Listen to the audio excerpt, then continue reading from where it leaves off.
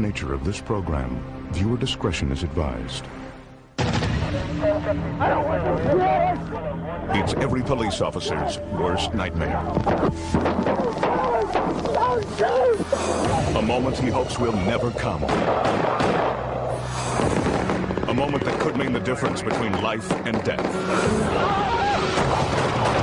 Tonight, on the world's scariest police shootouts.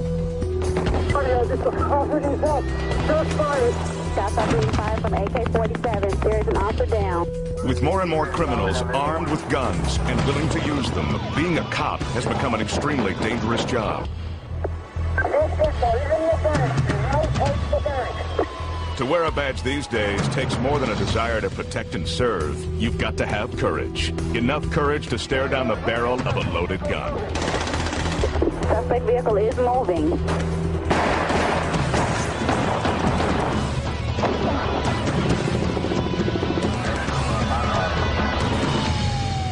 You are about to see the brave men and women of law enforcement as they encounter the scariest situation a police officer can face, a shootout. Cops coming from everywhere, and they were blowing shots all the way through. You will witness the most dramatic gun battles ever caught on tape, during bank robberies, hostage situations, even in a high-speed chase. Firing. This is not a movie. Everything you are about to see is real.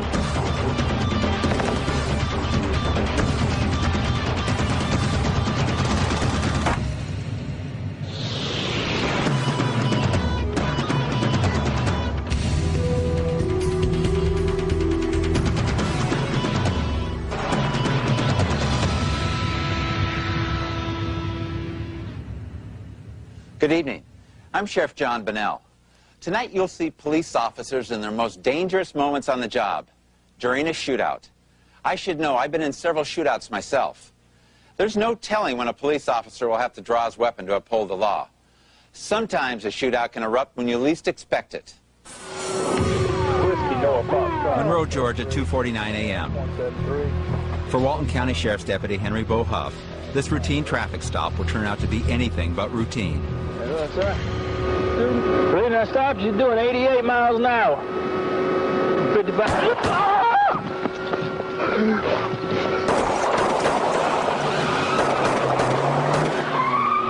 Radio, just be shot! Deputy Huff is saved by his bulletproof vest, but the gunman gets away. Hours later, he is apprehended by police. It turns out he's a 15-year-old boy joyriding in his grandmother's car. That's right. Watch closely. Deputy Huff takes the full force of a .38 caliber bullet right in the chest. Took about 3 seconds to be over with, and I never knew what happened. If it hadn't been for the vest, I'd just be laying out on the road. Deputy Huff is only slightly injured. Since joining the Sheriff's Department, Huff has never gone out on patrol without wearing his vest. The reason I stopped, you're doing 88 miles an hour. 55. On this night, the vest saved his life. I'm feeling very lucky. As you can see, got 2 bullet holes in the shirt. If it hadn't been for a vest, they would be in me.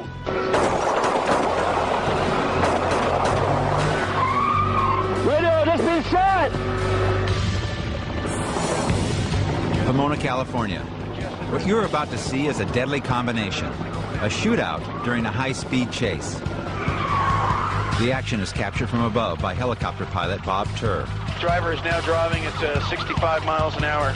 Very dangerous situation. The gunman has carjacked a truck and ordered its driver to speed through traffic. The suspect is one of 4 men who just committed a home invasion robbery. In this situation, it was a hostage type thing. You had a suspect and he was armed and dangerous. He'd already shot a police officer in Pomona, and now he had a hostage in the vehicle. He pointed the gun at me, and I said, you know, I don't want to die, I'll do what you want. With a gun to his head, the driver is forced to elude the police. The chase reaches speeds in excess of 80 miles an hour. The sirens are going, and we're driving fast. We're going through stop signs, we're going through red lights. It's very dangerous pursuit at this point. We see the driver drive up over the sidewalk, through barriers, and cutting narrowly, missing other vehicles. Okay, the suspect's now firing at the helicopter. Just reached his arm out the window and fired off 2 or 3 rounds. sat back in his seat, rolled up the window like it was, you know, nothing. Suspect seems to be out of control, leaning out of the window, firing, or appear to be firing into some of the residents. Now he's firing at officer. Suspect is firing at officer. He would shoot out the window, and I would see the police cars swerving from side to side. I would see them ducking down in their seats, and I also started to see people coming out, and there's bullets flying, and it got even more scary. I not only feared for myself, but for these families and the kids that were on the sides of the streets. This guy is out of control. I think that's a fair statement. An hour into the chase, the gunman orders his hostage to make an ill-advised turn. Right turn, right turn, right turn. What's happening here? Cul-de-sac? Cul-de-sac, cul-de-sac. This is going to terminate right now. Dead-end street. And I'm thinking, oh boy, you know, this is it. We're going to get down there. There's going to be a shootout. I'm going to be in the middle of this stuff, and who knows what can happen. The gunman jumps out of the truck and begins to flee on foot. Foot pursuit, foot pursuit. Suspect is running. Still carrying a loaded pistol, he opens fire at police. He points the gun at me, and he fires 2 rounds. The first round goes between me and the car door. The second round goes over my head, towards my back. Yeah, he was definitely shooting to kill me. Police return fire as the suspect heads deeper into the residential neighborhood. Watch closely as the officer's bullets narrowly miss the suspect. As I fired my first 2 rounds, I hit the rear end of the ground by his feet, and I could see the ground being choked up. He then disappeared behind a wall and a fence. Suspect is still running, evading police officers. The gunman finally realizes he can't escape. He's got his hands raised. Suspect is giving himself up at this point. Suspect did drop. Police move in and apprehend the suspect. When he raised the gun to fire, yeah, he was definitely shooting to kill me. There was no question in my mind. Wilmington, Ohio. An ordinary traffic stop for 2 state troopers quickly becomes one of the most explosive gun battles ever caught on tape. Back here, boy. Back here, boy. I don't want no shoes. I don't want no shoes.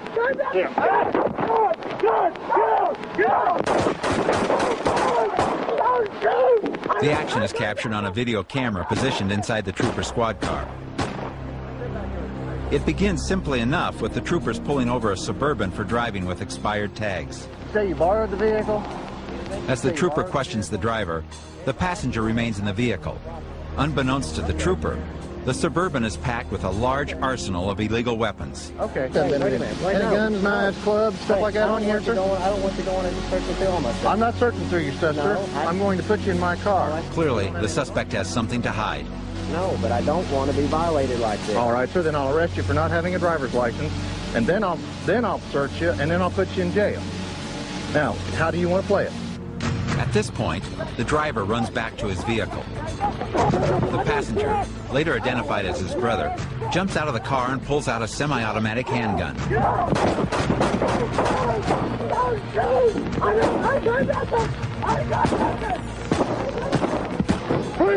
Fortunately, neither trooper is injured, but both suspects manage to make their getaway. The suspects are later identified as Chevy and Shane Kehoe, suspected members of a white supremacist group. It was Shane Kehoe who fired his handgun at the troopers. Although the trooper gets off several shots at close range, it seems impossible that Shane Kehoe isn't hit. The video tells the real story. So you borrowed the vehicle? When Chevy Kehoe walks back to the squad car, he is simply trying to divert the troopers' attention. Going to see if you have any. Watch as Shane Kehoe puts on what officers believe to be a bulletproof vest. Now look at the gunfight again. It is thought that Shane Kehoe was actually shot 3 times, but his vest stops the troopers' bullets. Later in the day, another trooper spots Chevy Kehoe. Kehoe jumps out of his car and fires 26 rounds at the squad car before fleeing again. A search of the Suburban reveals enough weapons and ammunition to equip a small army. Considered armed and very dangerous, Chevy and Shane Kehoe are still on the run.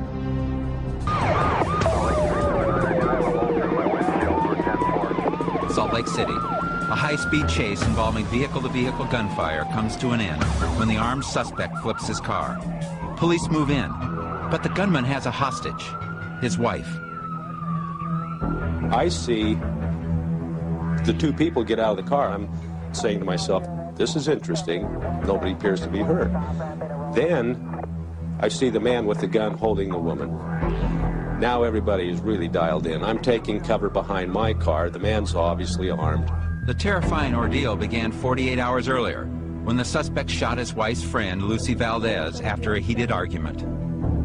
He was mad because she left him, and he had been begging her to go back home. He wanted to kill the baby, kill Gloria, himself, and probably all of us in here.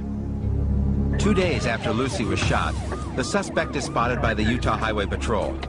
A high-speed chase ensues. We picked up some radio traffic of a pursuit coming southbound out of Davis County. The radio traffic said that it may be a hostage-type situation. He made a maneuver which caused him to lose control of his vehicle, and he rolled it. As we were pulling up to that area, all we could see was a cloud of dust. Car's rolled over. You might want to roll medical this way. He's yelling at us quite a bit. He's kind of taken cover for himself with her by his side between the upside-down car and our position. The suspect appears agitated and begins to point his weapon in the direction of the officers. I don't know what his thought process was, but I know at a certain point he decided this is where it's going to end. The subject has his back towards that frontage road, and he will shoot. Then, without warning, the suspect turns the gun on his wife. And everybody is holding their breath going, I didn't see this, but I just saw this. He continues to shoot at his wife. The police are forced to take action. He was using deadly force against her, and we needed to stop that action.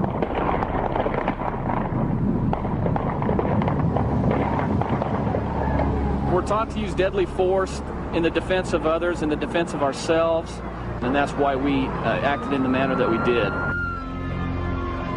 The suspect later dies of his wounds. His wife is airlifted to a local hospital. Miraculously, she survives. Minneapolis, Minnesota. As police converge on the home of a suspected drug dealer, one of the officers captures the action on his personal camcorder.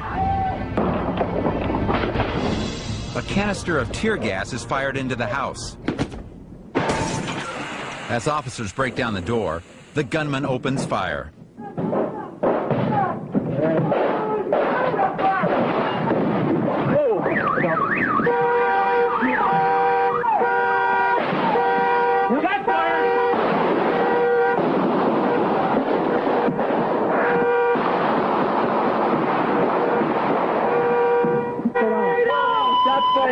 Officer News Help, 410, 410 Morgan Avenue North. Everybody here? Everybody accounted for? Amazingly, no one is hurt, and the suspect and his wife are taken into custody. January 23rd, 1991, one of the most infamous dates in the history of Texas law enforcement. Constable Darrell Lunsford pulls over 3 suspicious men and asks to search the trunk of their car. While Lunsford questions the suspects, one of them grabs his legs and throws him off balance. Another suspect then wrestles Lunsford to the ground, where he is kicked and beaten. One of the men gets hold of Lunsford's gun and fatally shoots the 47-year-old officer. It is a tragic death, but one that is not in vain. A short time later, another Texas trooper watches the tape of the Lunsford murder. He studies every frame and learns from it. When we saw Darrell Lunsford's video, it did save my life. It helped me out quite a bit. He was a good police officer, real good police officer. It's unfortunate that things happened and turned out the way they did, but it put me in a different mode to be alert. 8 months pass.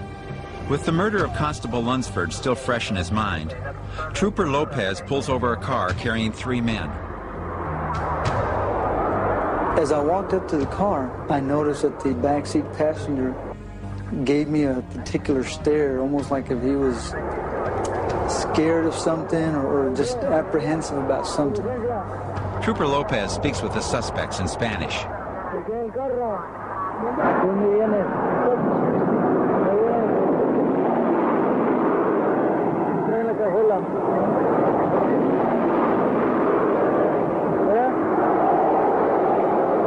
and asked what they had in the trunk. I said, well, y'all mind if I look in the trunk? And they said, no, go ahead.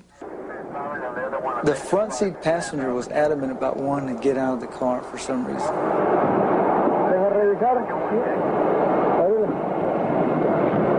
I think they realized, well, he's going to find out what they're trying to conceal.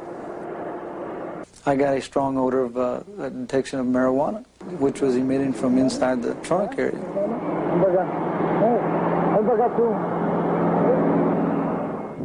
The other two men get out of the car. Now watch how closely Trooper Lopez comes to getting killed. The suspect reaches for his gun. Lopez sees this, shoves the suspect, and takes evasive action. All I could think of was drawing my gun. But at the same time, I'm thinking, let me gain a little distance between him and myself. Lopez's quick thinking enables him to avoid certain death. Amazingly, while running away from the gunman, Lopez is able to draw his weapon and fire. His first shot finds its target.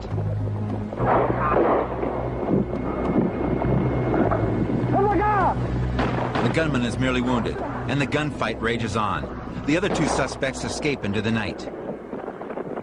Lopez continues to shoot it out with the suspect, then takes cover in the darkness before making his way back to his squad car. Another trooper responds to his call for backup.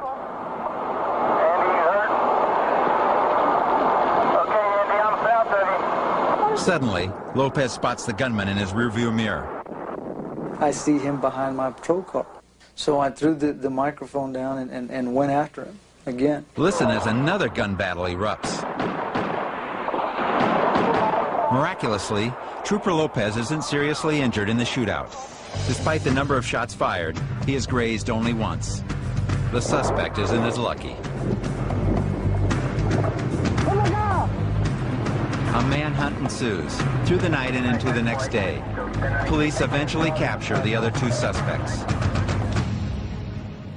When police officers are forced to fight back against armed and dangerous criminals, they're hailed as heroes. But these brave men and women don't consider themselves to be anything special. For them, it's all part of the job. Phoenix, Arizona. A high-speed pursuit is about to turn violent as a suspected car thief tries to outrun the police. It was apparent right away that he wasn't going to stop for us. He was swerving in and out of traffic. We tried a couple of times with officers to get around him, and he would swerve towards their cars. Officers of the Arizona Department of Public Safety placed tire-piercing spikes in the road ahead. The suspect's car is disabled and forced off the highway. He had been going about 70. When he got close to the spikes, he accelerated to about 90 miles an hour and ran over the spikes. The suspect can be seen ducking behind his vehicle as officers approach. Suddenly, he steps back into view wielding a pistol. Drop the weapon now! The officers reload their weapons and cautiously approach the injured suspect. Shots fired, the suspect was down. I was involved in the shooting. I want to advise supervisor. Watch again as the suspect takes aim at the police. At that time, everybody could see that he had a gun in his hand, and unfortunately pointed the gun at the officers. And he was given a command several times to drop the gun and just wouldn't do it. It was the suspect's choice to do what he did, and he left us no choice. He was given the opportunity to surrender, and he didn't do that. The suspect is rushed to a nearby hospital. He lives to stand trial for his crimes.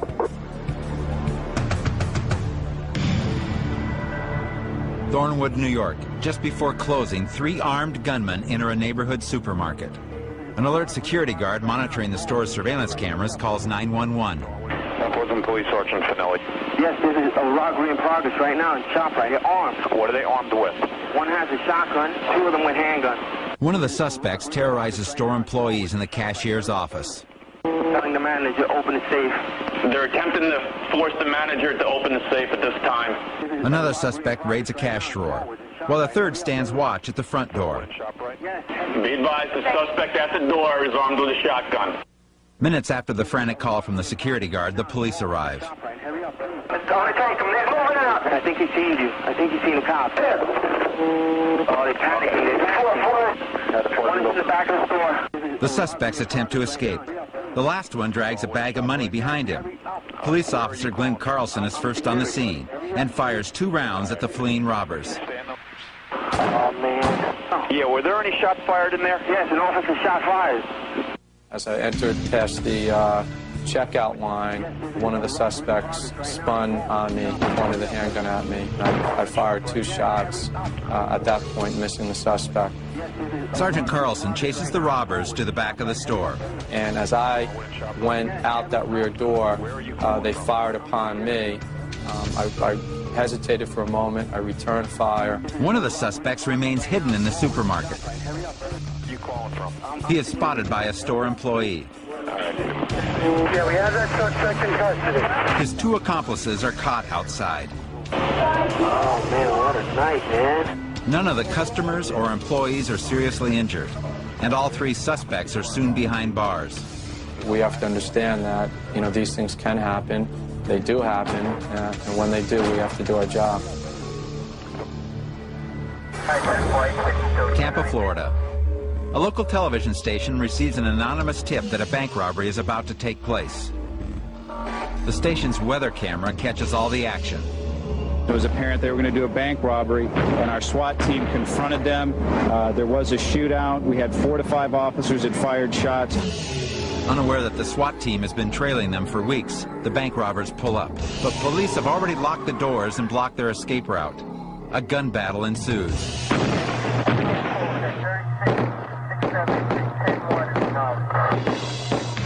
It was like the OK Corral. They started at the front of the bank, and they were blowing shots all the way through. The one dude got over here. They were still shooting, took him down right there. Cops coming from everywhere. I've never seen anything like that. That's my first time ever seeing it. I'm still shaking from it. They was pursuing them all across over there. They was down. I thought I seen them shooting over there. It was like hell. Police try to disorient the robbers with concussion grenades. But the suspects keep moving. The police have no choice but to open fire. The shootout continues as the suspects run around the side of the bank. It was perfect. When these people jumped out of the car and ran to the door and hit that locked door, I personally would have loved to have seen the look on their face. 2 of the 3 suspects drop their guns and surrender. The 3rd is taken down by the SWAT team. Shelby, North Carolina. A dangerous standoff has developed in the parking lot of the city's police department. It is 1 man with 2 guns against dozens of officers. To have a man show up with 2 guns, cowboy style, in your parking lot is just not something we trained for. The bizarre incident began down the street at the Social Security office.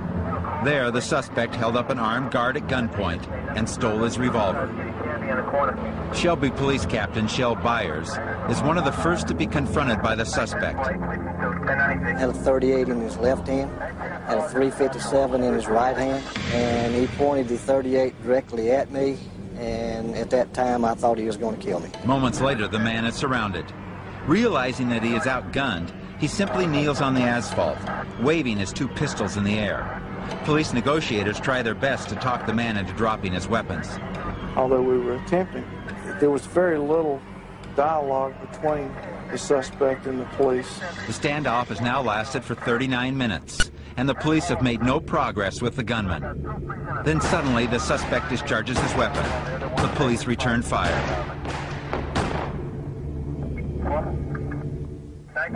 For the officers of the Shelby Police Department, the ending is not a happy one.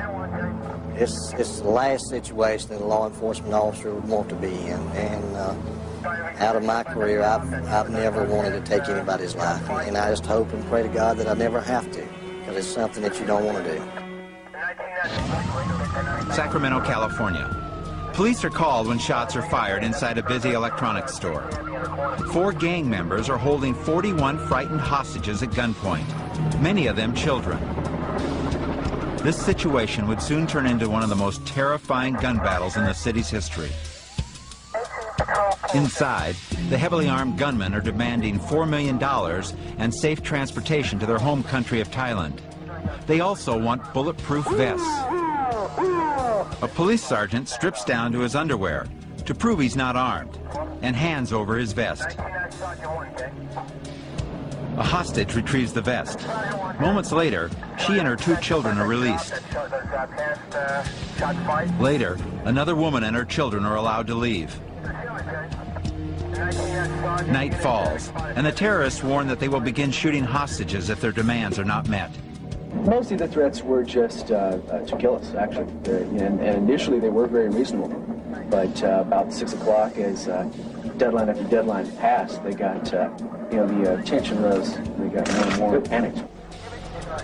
The standoff has now lasted for more than 6 hours, and the gunmen are losing their patience.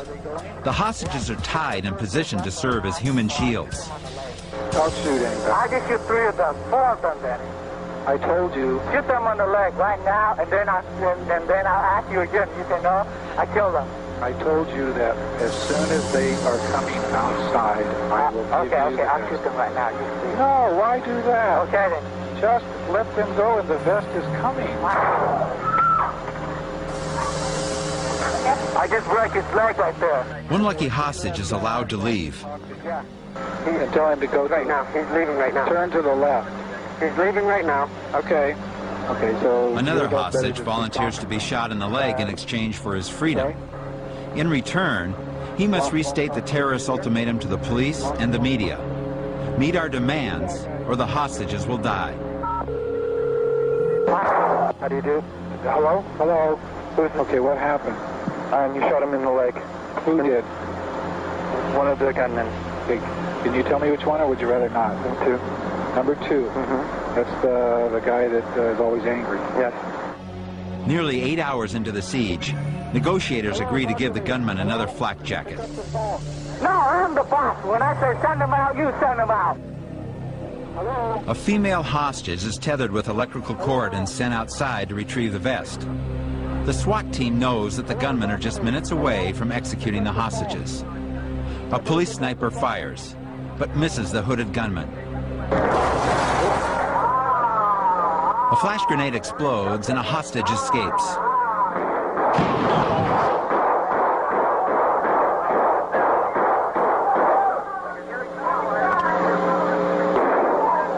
In the chaos, the SWAT team rushes through the rear of the store.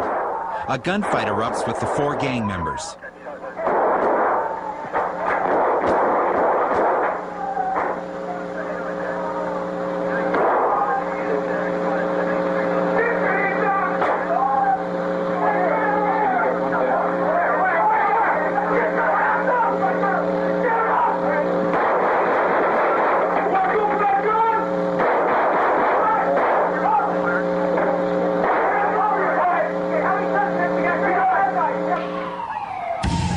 After it began, the crisis is finally over. 3 of the 4 gang members are dead. In a SWAT situation, sometimes you don't have any alternative. The person will put you in a position where you have to use deadly force. I haven't spoken with anyone in my business that really wants to use deadly force, but it's an alternative and the last alternative that you have to save your life or someone else's life. My first reaction was that I was dead. He was going to shoot me and I would die. At a Wells Fargo bank in Buena Park, California, Paul Wing, an off-duty police officer, finds himself face-to-face with an armed bank robber with a violent past. The action is captured on a surveillance camera. The suspect came in the bank behind me. He walked right next to me as he went to the access way to where the tellers were. He was announcing that it was a robbery. And he actually threatened to kill the tellers if they didn't comply with his orders. My design at that point was to be a witness, to try to be the best witness I could and not take any action. I didn't want to unnecessarily endanger anyone inside the bank. He lowered his gun down the line of tellers, and I suspected he was going to shoot the teller. And at that point, I didn't feel I had any other options but to draw and fire. Officer Wing's first bullet strikes the gunman in the chest, but does not stop him. Officer Wing is now in a fight for his life. The round struck him in the chest cavity and knocked him back maybe a half a step. Both of his arms went up and he fired a round in the air. He started to bring the gun down towards me, and I tried to shoot him again, but my gun had jammed. He started firing at me at that point. I was extremely scared. My first fear was that he would kill me. As bullets whiz within inches of Officer Wing's body, he struggles to his feet and somehow gets his hands on the bank robber's gun. I grabbed a hold of the gun barrel, and he began striking me in the head with his free hand. As Officer Wing fights for the gun, the bank robber pulls the trigger. Fortunately, Officer Wing is not hit. After gaining control of the weapon, Officer Wing chases his assailant out of the bank and finally apprehends him in the parking lot.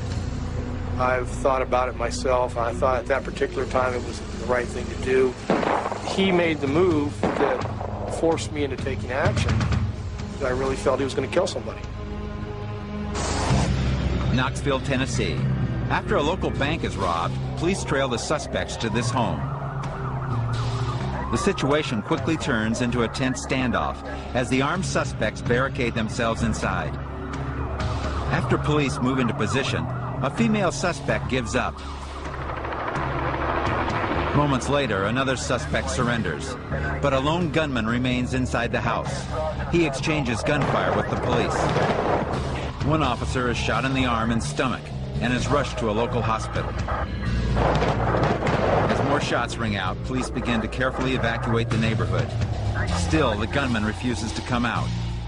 Okay, come on out, Donnie. Come on out. Keep your hands up where you can see them. I talked to him at the beginning, and then I turned it over to one of our hostile negotiators, and then I started up again towards the end there just to see if we could get him out. Police fire a series of tear gas bombs into the house. Did not respond at all to any of our calls for him to come out of the house. After a point then, right around 12:15, our SWAT team started shooting canisters of tear gas in the house, and he replied by firing his shotgun out the window several times at our officers. The standoff is into its fourth hour when the gunman comes out of the house, now threatening to kill himself. A sharpshooter takes aim and fires, striking the suspect's gun. The man checks his weapon, sees that it is damaged, and tosses it away. Now look again. The bullet hits his gun. His arm recoils. He inspects his weapon, then wisely surrenders.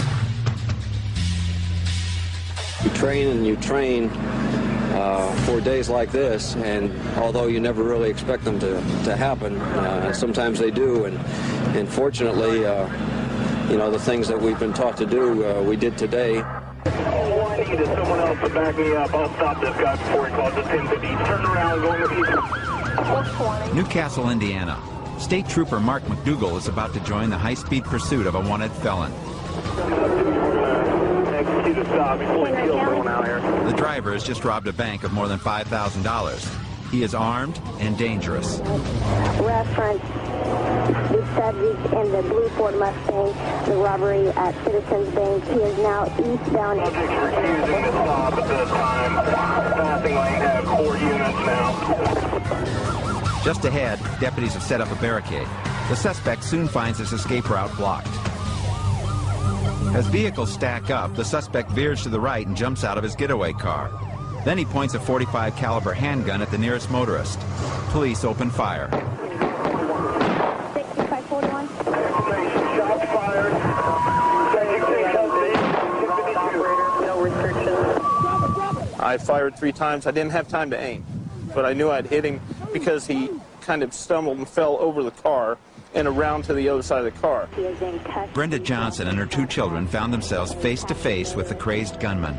I instinctively locked all my car doors, and when I heard his first shot, I covered my head and kind of put my head down a little bit, and the next time I looked up, he was on the opposite side of my car, and then I lost sight of him and I pulled off.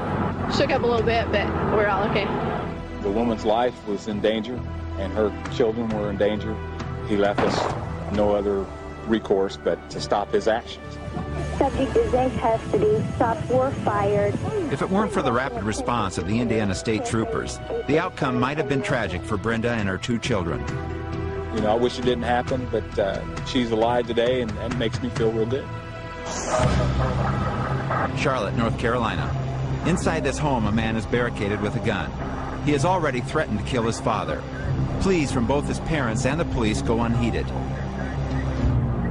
The desperate man has fired his weapon 3 times. Police negotiators try to talk some sense into him, but he refuses to listen.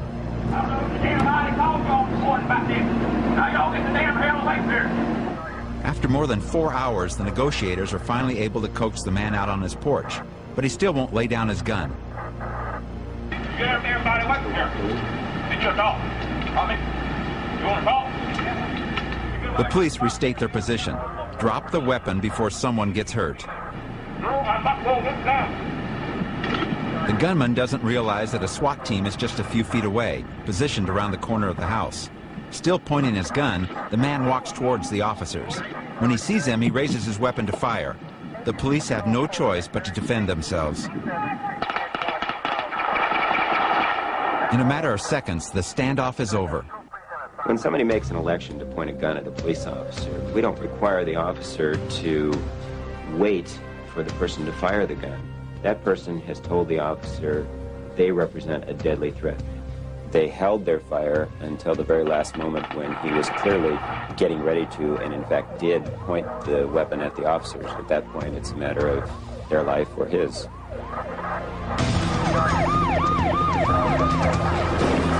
All units at the Bank of America, stay down. Shots are being fired, automatic fire. Shots are being fired from AK-47. There is an officer down.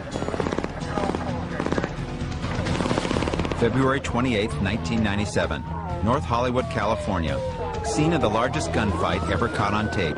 1,100 rounds of armored-piercing bullets are fired. 9 officers are shot. 7 civilians are injured. I did not think that I was going to get out of there alive. But thanks to the bravery of countless Southern California police officers, no one is killed, except the 2 bank robbers. After locking more than 30 hostages in the bank's vault, the 2 gunmen try to make their getaway. They start yelling and screaming, everybody down, you know, and they start shooting all over the place. But they're surprised by police. The gunmen open fire, spraying bullets at anything in their way. Jorge Vieira, a Spanish-speaking reporter for Telemundo Television, is one of the first to arrive on the scene. There was bullets everywhere. Jorge spots one of the gunmen, but mistakes him for a cop. We didn't know where the bullets were coming from or what was happening or anything. Not realizing that they are in extreme danger, they barricade themselves close to the bank robber. Jorge continues to report on the robbery, fully aware that this newscast may be his last. When I heard the bullet that hit behind the pool, at that moment I was pretty scared. I started thinking, well, I'm gonna get killed. Several police officers are wounded. Helicopters catch the terrifying scene from above. They too become moving targets.